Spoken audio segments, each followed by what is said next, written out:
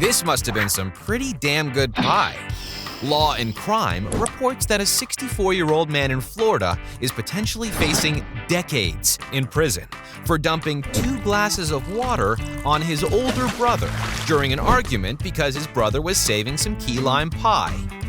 Yeah, I know. David Sherman Powelson was taken into custody and charged with 1 count of first-degree felony aggravated battery on a person 65 years of age or older, court records show. According to a probable cause affidavit, deputies responded to a 911 call at a residence regarding a physical domestic dispute between Powelson and his brother, whose name was redacted from the affidavit. The victim told a deputy that he had been sitting in his recliner in the living room of the house when he saw that his brother had eaten a piece of key lime pie that he was saving. The victim became upset, and it led to an argument. David then emptied 2 large glasses of water on the victim. David's story is that his brother left the pie in the fridge for several days without eating it. But the victim says he feared that David's aggressive behavior would lead to him being physically harmed or killed. David was subsequently arrested and transported to county jail. Under Florida state law, an individual convicted of a first-degree felony faces up to 30 years in state prison and a maximum fine of $10,000. Hopefully there's no key lime pie on the prison menu.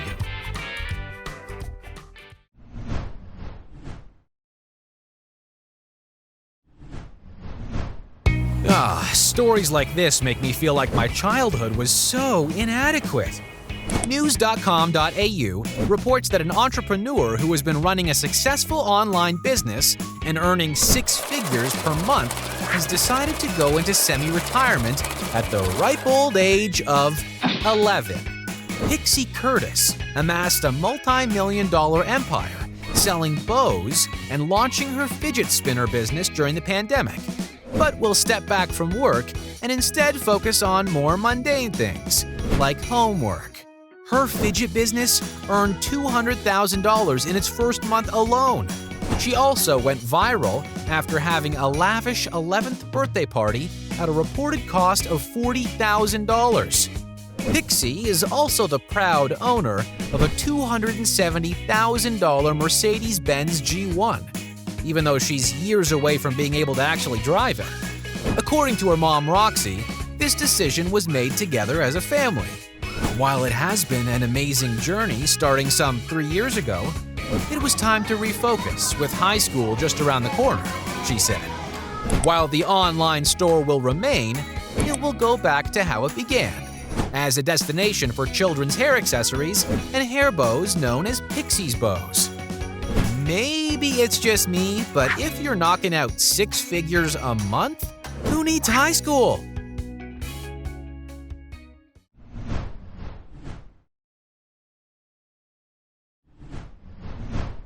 If you ask any engaged man what their biggest nightmare is come the wedding day, this is probably it. The South China Morning Post reports that a groom is the center of a trending story in China after a number of his ex-girlfriends showed up at his wedding to protest his treatment of women and threatened to destroy him.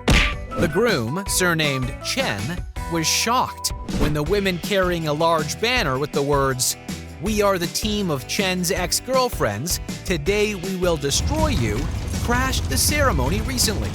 In a video of the wedding, a line of women stand silently in the middle of a road outside the venue while holding the large red banner. Their protest attracted the attention of some of the wedding guests, who gathered around the women to ask what was happening. Though embarrassed, Chen said he was not angered by the women's protest and admitted that he had been a bad boyfriend in the past. Said Chen, "You must be loyal to your girlfriend rather than cheating on her. If in the future she decides to air her grievance, you will be done." No word on whether his new bride is planning on an immediate annulment. I'm just impressed that Chen was supposedly so bad that all of his ex-girlfriends, collaborated. Go them.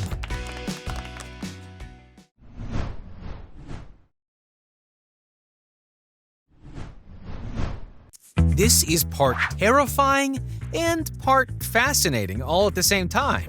The New York Post reports that the Guinness Book of World Records has named a room built at Microsoft headquarters as the quietest place on the planet.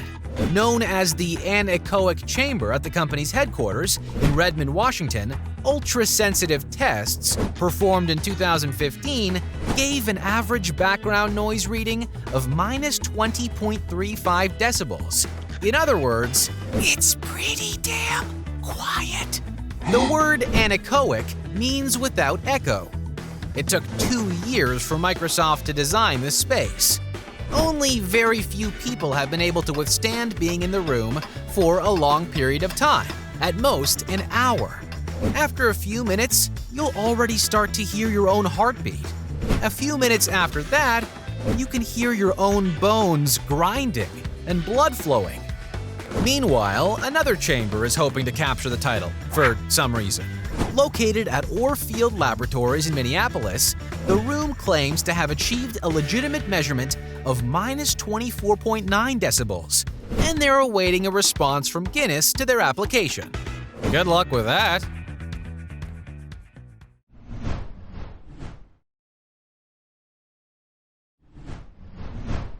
Okay, this next one is gonna piss some people off. Volunteers have been working around the clock to sort through and distribute boxes of clothing donated to survivors of the earthquake in Turkey and Syria.